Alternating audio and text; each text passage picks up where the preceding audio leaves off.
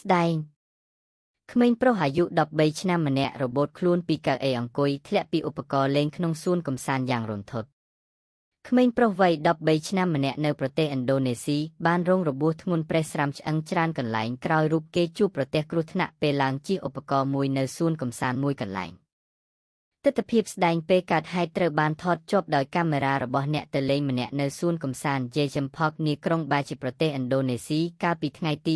08 ខែមេសាឆ្នាំ2025កន្លងទៅក្មេងប្រុសរងគ្រោះបានទៅលេងសួនកម្សាន្តនោះជាមួយមិត្តភ័ក្តិរបស់គេ3នាក់ផ្សេងទៀតហើយហេតុការណ៍គ្រោះថ្នាក់នោះដែលបានកើតមានឡើងនៅវេលាម៉ោងប្រមាណជា4រសៀលពេលវេលាក្នុងតំបន់ពេលនោះរូបគេបានឡើងជិះឧបករណ៍កម្សាន្តមួយឈ្មោះថា Pendulum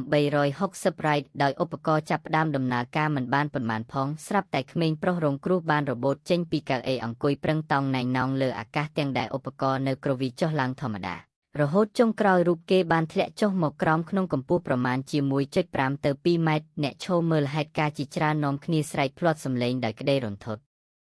ក្មេងរងគ្រោះត្រូវបានបញ្ជូនទៅសង្គ្រោះនៅមន្ទីរពេទ្យភ្លាមដោយដល់នោះគ្រូពេទ្យរកឃើញថាគេបានប្រេះស្រាំឆ្អឹងចំនួន2កន្លែងនៅដៃខាងស្ដាំនិង1កន្លែងទៀតនៅជើងខាងស្ដាំប៉ុន្តែមិនគ្រោះថ្នាក់ធ្ងន់ធ្ងរខ្លាំងរហូតប៉ះពាល់អាយុជីវិតនោះឡើយគិតត្រឹមថ្ងៃទី18 ខែមេសាឆ្នាំ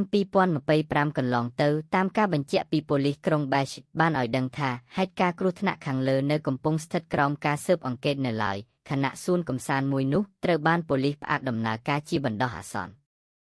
បើស្រឡាញ់ចូលចិត្តកុំភ្លេចជួយចុច Like Share និង Subscribe ដើម្បីបានវីដេអូថ្មីទៀតអរគុណចំពោះការចូលទស្សនាវីដេអូនេះ